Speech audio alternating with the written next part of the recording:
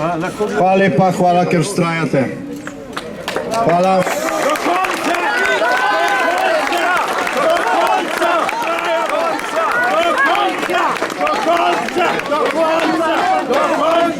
Hvala, ker vztrajate in hvala, ker veste za domovino.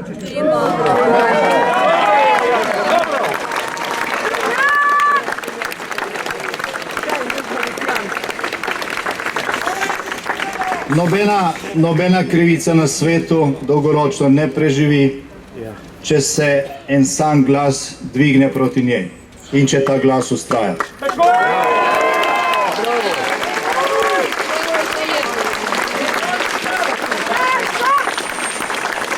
Več od teh glasov, bolj so glasni, manj časa mine do takrat.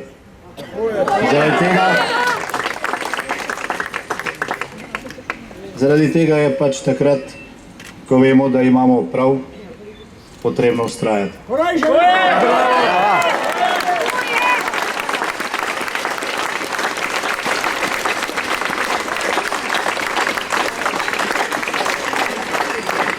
Zdaj, ko sem vas lahko nagovoril v začetku prejšnjega meseca, bolj nadaleč, videl sem samo vaše slike, sem dejal, da pred nami še ni konca krivic, da pa je začetek konca krivic.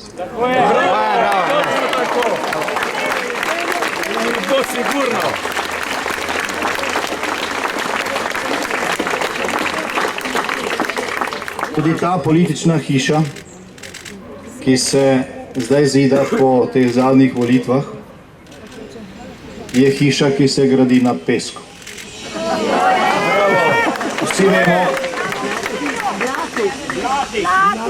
Vsi vemo, da hiša, ki ni zgrajena na trdnih temeljih, dolgoročno ne more obstati in ne more biti varen dom za nikogar. Vsi, ki smo danes zbrani tukaj, od samega začetka, odkar se trudimo za skupno dobro, želimo graditi slovensko hišo na trdnih temeljih.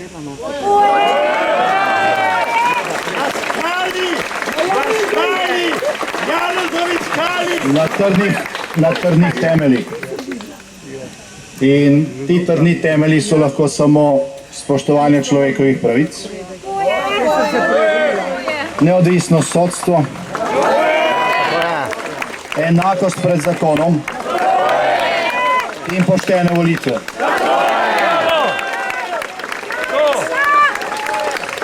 Če hiša ni zgrajena na takšnih temeljih, ne more biti trdna. Mandati takšne hiše so vse krajši, kriza je vse večja in kljub temu, kar bi si mi vsi želeli, da je obratno, nas to žal čaka tudi v prihodnjih tednih in mesecih. Vendar pa mislim, da ne letih. Mislim, da ne letih.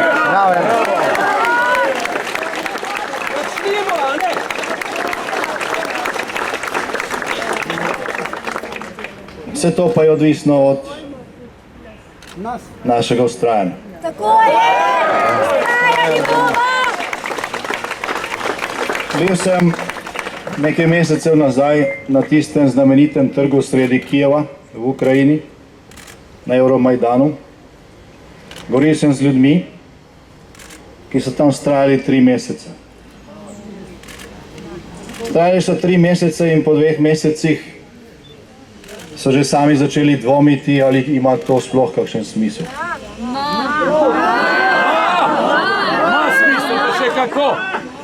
Smo že zapisali. Govoril sem v tistem času z politiki te države, ki so tudi sami dvomili, da se bo kaj spremenilo. Rekli so, ukrajinski režim ima močno podporo na vzhodu in ima močno tudi oboroženo podporo v Moskvi. Obvladuje vse medije, obvladuje sodstvo, obvladuje kapital, torej pot bo še dolga. Ampak ljudje, ki so vztrajali na Euromajdanu, so vztrajali in niso obupali tako kot nekateri politiki. In čez en mesec se je ta režim zrušil.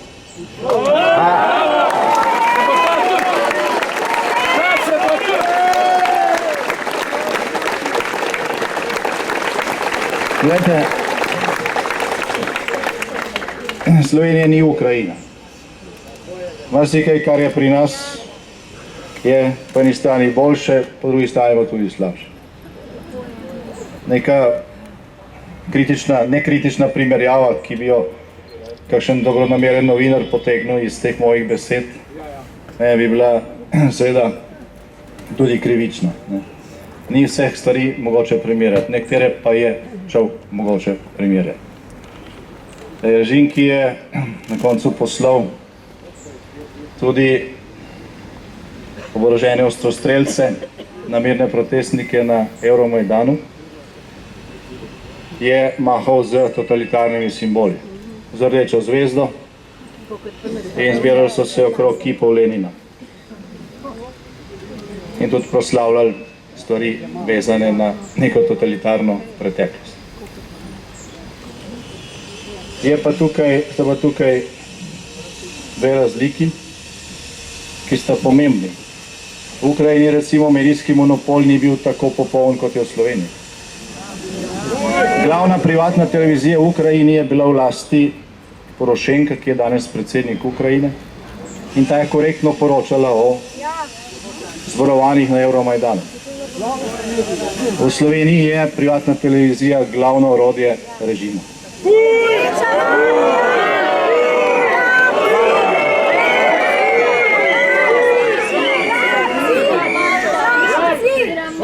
To je druga primerjava, ki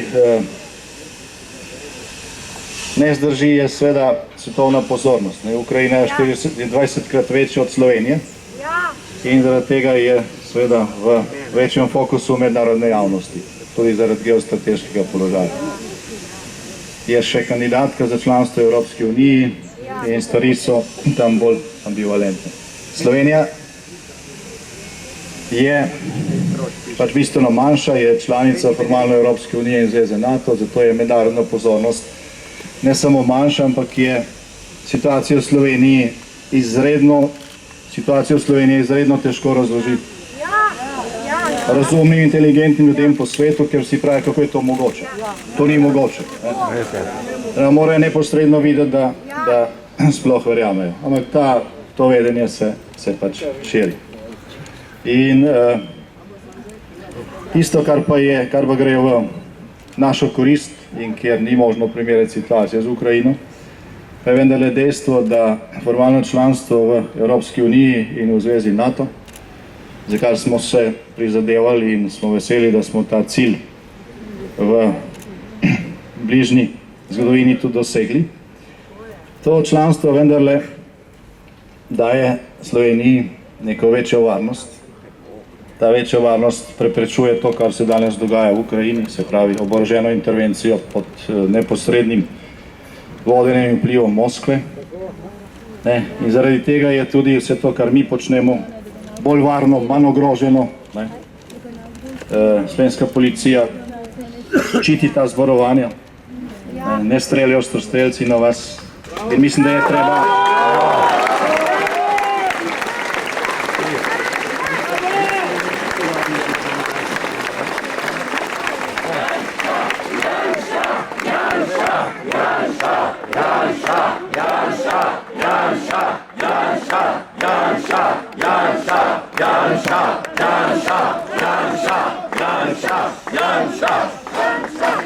Mislim, da smo vsi skupaj, predvsem pa jaz, ki me pravzaprav tukaj branite moje človekove pravice, dolžni tem fantom v modrih uniformah izreči zahvalo.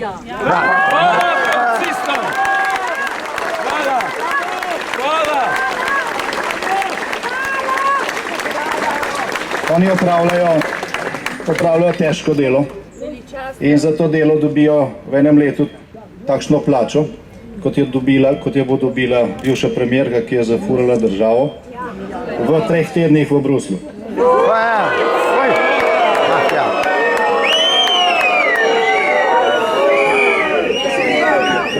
in bo šla gor. Glejte, to je krivica, ki bi nas poravnala v prihodnosti. Seveda, če bomo vztrajali, jaz v to ne dvomim.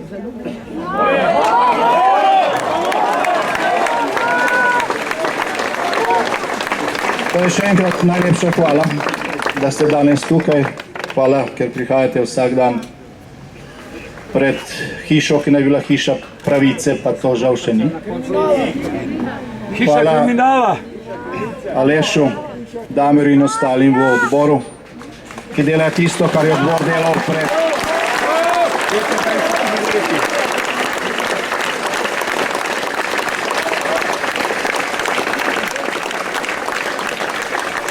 Hvala tudi mojim kolegicam in kolegom iz Slovenske demokratske stranke, ki so vztrajali, poslankam in poslancem, ki so bili izvoljeni. Živimo namreč v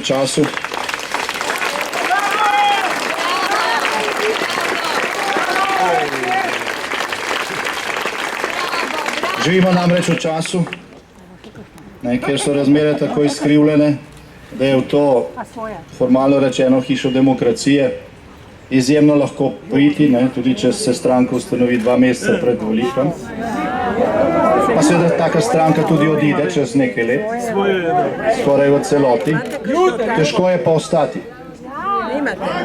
Težko je pa ostati v teh razmerah in zaradi tega tisti, ki so, ali pa ki ste ostali, zaslužite iskrene čestitke, ker je bilo to bistveno težje, kot pa brez obraza, brez programa, brez moralne kredibilnosti na medijskem valu in manipulacijah, pač pobirati glasove, pa čeprav je bilo teh samo polovica volilnega telesa, kar je šlo na volišče.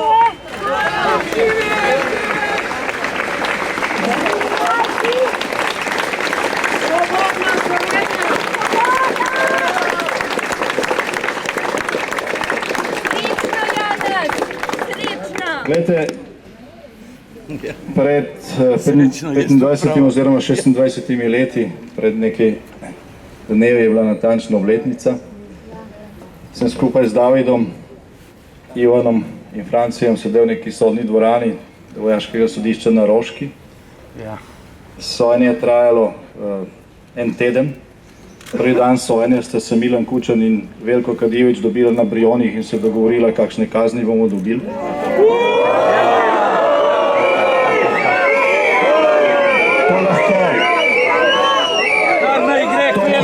To lahko preberete v knjigi Igorja Omerza, ki je šla lansko leto.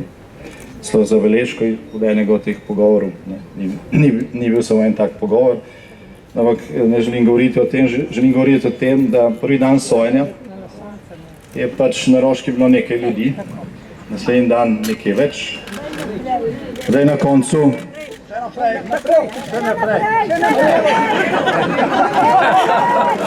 koncu je bila ta množica, ki je spremenila Slovenijo. Zadnjič 15 000. Danes ste vi tista množica, ki je Slovenijo spremenila.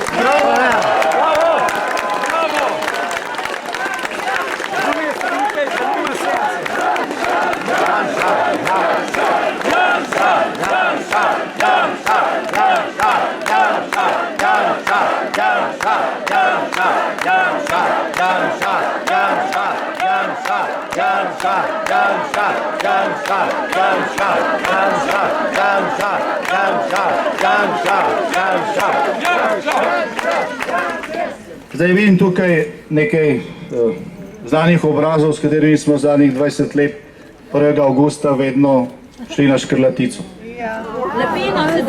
Hvala, ker ste danes tukaj, ker je Škrlatica danes tukaj. Bravo!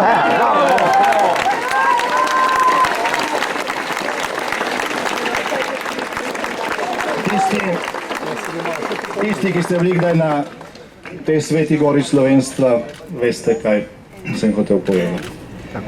Zdaj pa še enkrat, da ne bom najdaljši govornik tukaj.